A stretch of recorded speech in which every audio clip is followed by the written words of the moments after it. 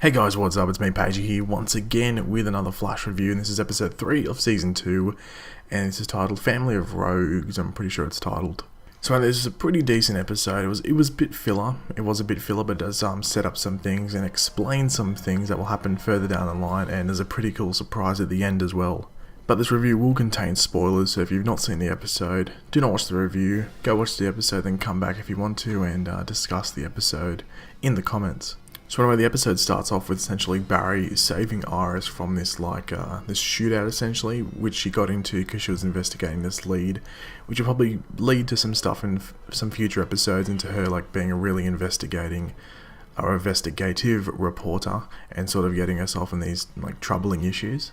But then we move on to a scene which they did release on YouTube a couple of days ago, which involves this speed cannon, which is basically one of the breaches that's actually in Star Labs, which is one of the 52 breaches connecting Earth 1 to Earth 2, or is it connecting other Earths? It might just between Earth 1 and Earth 2, I'm not too sure.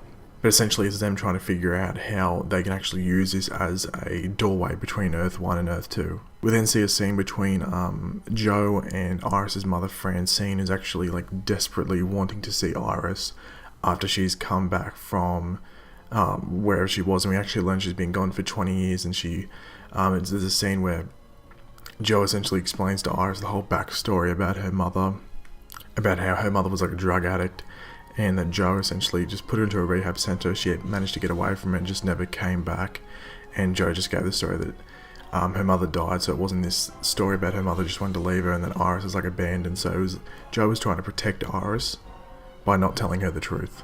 Now while Cisco and Barry and Co are out getting coffee, they actually run into Lisa Snart, aka Golden Glider, aka Captain Cold's sister. Now we learned that they were on this little heist sort of thing, and Captain Cold actually got taken away, and that she wants Cisco to help them save her brother. And it later turns out, we actually find out, that Captain Cold wasn't actually captured. He was actually with his father, and they were stealing blueprints or some sort of thing like that. Now one thing we actually find out is that their father was actually abusive, so this is a bit of a tone of this episode, domestic abuse and abusive fathers and stuff like that. And that Lisa was actually a main target for this abuse. She had at least one scar on her shoulder. She might have had some other bruises as well.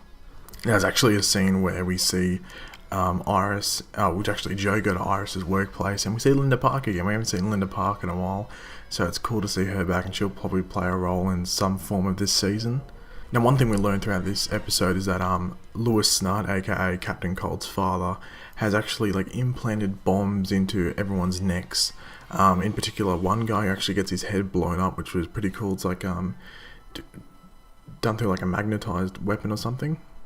But essentially it's implanted thermite in a little bomb form. Now we learn that this is why Captain Cold is actually working with his father. He doesn't like his father, but he's working with his father just so his sister's head doesn't get blown up.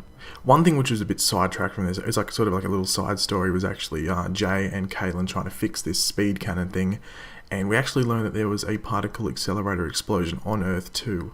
Now here's one issue: were those Earth 2 scenes that we saw at the end of last episode, were they a flashback? I'm thinking they were, just to what we saw at the end of this episode.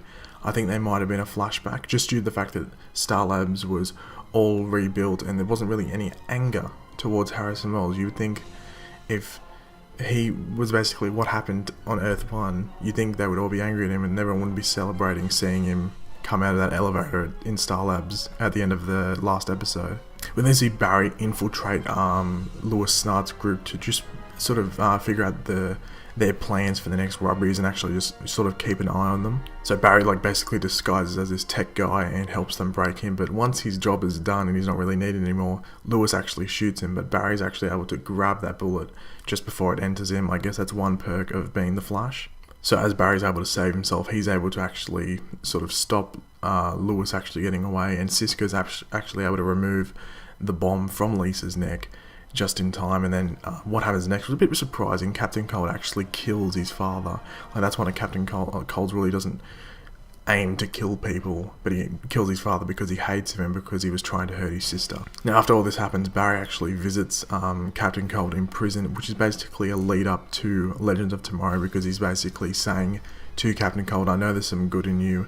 You don't always want to be the villain. You sometimes want to be the hero or something. Oh no, Captain Cold says, "Oh, you want me to be a hero," which is obvious lead up to Legends of Tomorrow. So they'll probably lead up to that in the next couple of episodes as well. So in the second last scene of this episode, we get two things that happen. We get Jay and Caitlin actually do finish the speed cannon, and it does work. It is actually like a proper doorway between Earth 1 and Earth 2. But we also get Dr. Stein passing out again from another Firestorm related issue, so we're probably going to get Jay Jackson in the next couple of episodes, which will probably solve that issue.